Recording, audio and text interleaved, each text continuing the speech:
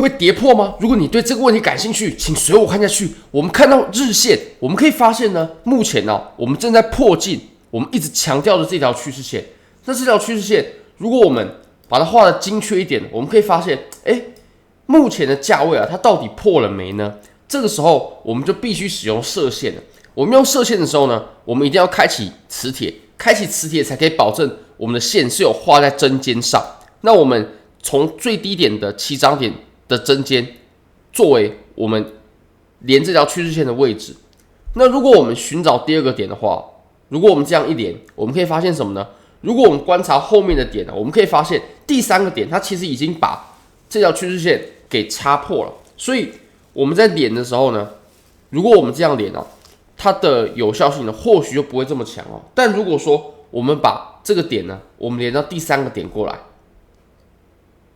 这样一连，我们就可以发现，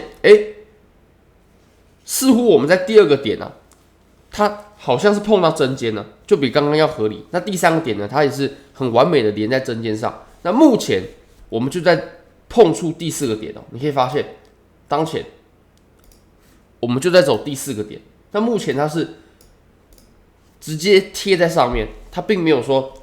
下穿或者说来回穿插等等等。其实以当前的情况呢，我们来看一下量能的表现。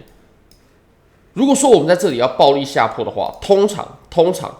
我们的空头呢，它会呈现慢慢增量的情形，慢慢增量，或至少我们在下破前的这一段呢，我们一定要看到空头是比较强势的，空头有压倒性的优势。那以目前的情况看起来，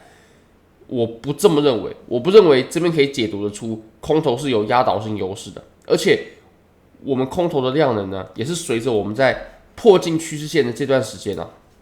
它并没有呈现明显的增加的趋势。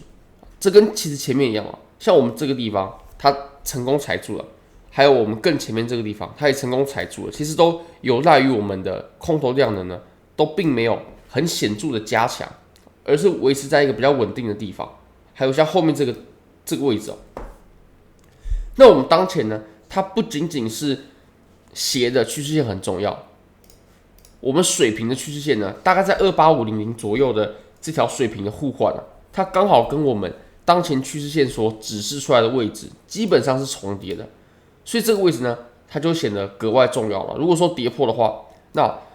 我们整个结构都破了，那么我们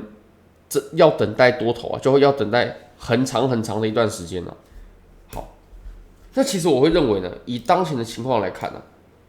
我们这条趋势线失效的可能性是很大的，也就是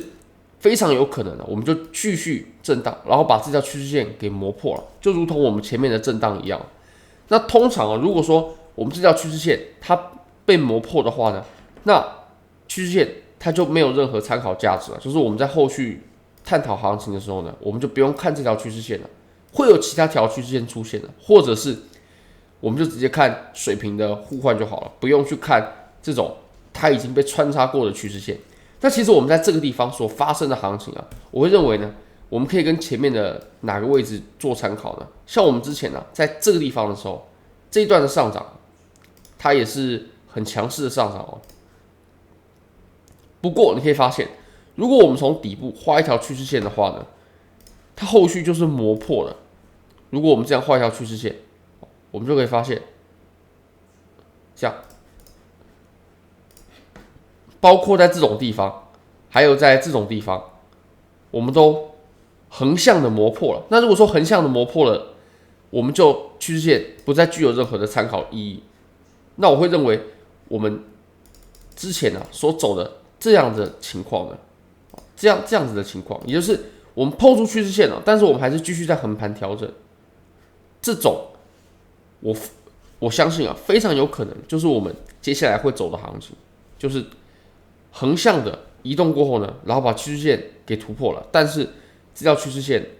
但是后来呢也没有爆发出这种很强劲的趋势行情，还是一样在震荡。那么原本的这条趋势线呢，它就可以宣告是无效了。那我们就可能要再重新寻找，或者是我们可以看一下水平的互换像你可以看到，我们磨破趋势线过后呢，走震荡，我们最后还是上冲了最后一小段，然后我们在跌破这个互换的时候呢，哇，那就会非常非常危险哦。